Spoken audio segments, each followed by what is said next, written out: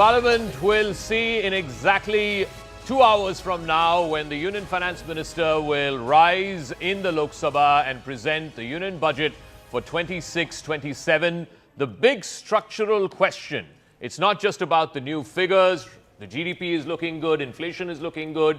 It's about India and its next phase of growth. Coming at a time of global uncertainty, what are the domestic green shoots that we're looking at? The core thrust of the budget, is it going to be more stronger state-led capital expenditure, something that's been a feature of the Modi government for the last 10 years? Or are we going to see much more sustained investment and momentum coming in from the private sector? Yes, public investment, capex is upwards of 11 lakh crores.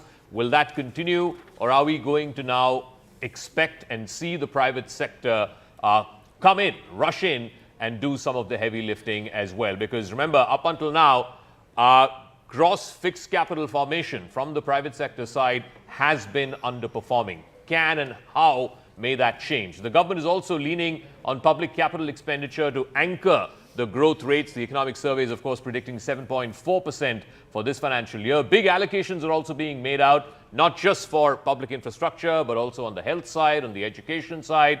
And given our security challenges we've seen over the last year, even on the defense side, we'll keep an eye out on how much the government will allocate for the defense budget this time around. It's not just about spending more. It's also about capacity utilization. It's also returns on that capital expenditure. At the same time, like I said, private capital is continuing to punch below its weight.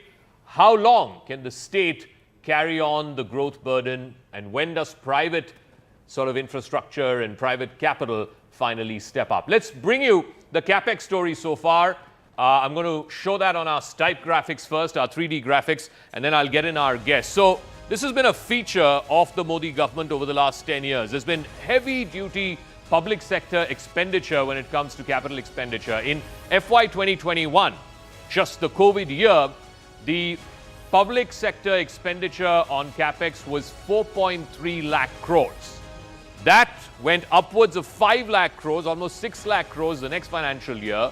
And that in itself was a record. Up until that time, no government had spent more than 5 lakh crores on public capex. The next year, it went up to 7.4 lakh crores. So every year, there's been an addition of 1 lakh or maybe 1.5 lakh crores in public capital expenditure by the Modi government. FY 2024, a couple of years before the general election, 9.5 lakh crores was the public capital expenditure. And for the last financial year, FY 2025, at least as far as the budget estimate is concerned, it was upwards of 11 lakh crores. So the first time in 2025, the financial year 2025, India spent more than 10 lakh crores in its public expenditure. That is a huge amount of money that's being allocated for public capex. Yes, we are at that stage of development where we need public expenditure, public capex, but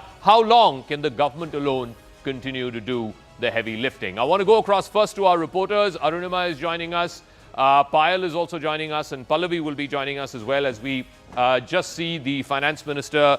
She's now in Kartavya Bhawan, which is the new office, the new North Block as it were, where the finance ministry is housed, and she will be going with her colleagues, the two MOSs as well as other officials, Finance Secretary, Expenditure Secretary. They'll be leaving from Kartavya Bhawan, going to the Rashtrapati Bhawan, where they will present the first copy of the budget to the President. And then after, she will go to the Parliament House, where she will... There you go. These are live pictures of the Finance Minister, the two MOSs, the top officials of the Finance Ministry. And there you go, that red bag, the red Bahi Khata, as it's called, which has her budget speech and, of course, a copy of that budget speech in the iPad from where she will be reading that speech.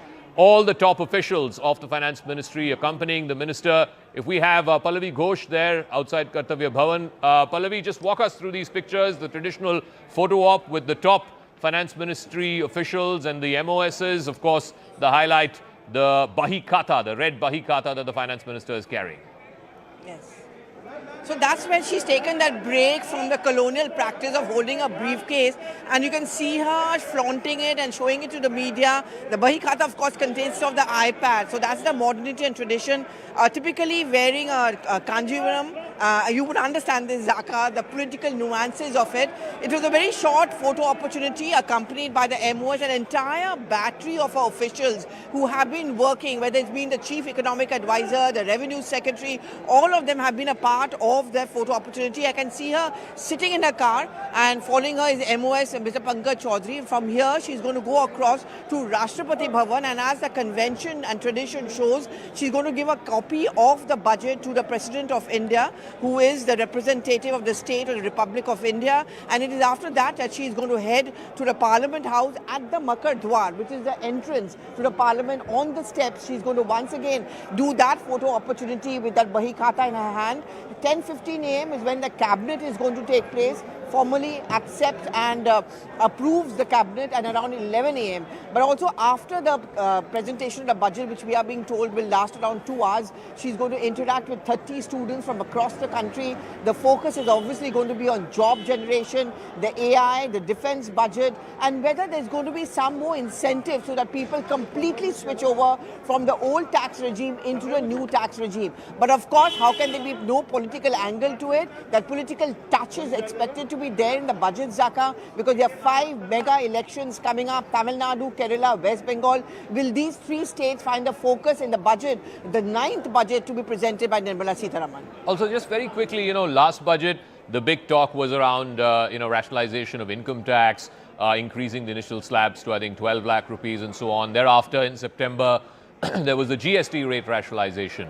Given the limited elbow room fiscally as well as the global situation that we're seeing, what can we expect? What is the big headline that we can expect from the budget for financial year 26-27? Well, your guess is as good as mine, Zaka, but the point is that, even within the finance ministry, many people have been telling us that what more can we offer, because last year was a very good year.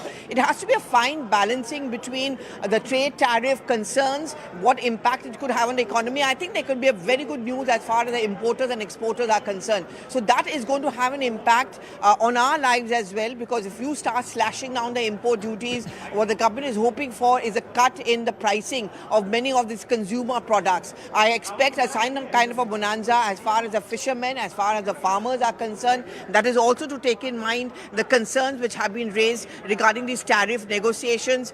I'm also being told there's a possibility of at least 2 big concessions as far as the new tax regime is concerned. We already put out one as far as the premium on medical is concerned. Something to do with the housing is possible. That is something which is not ruled out.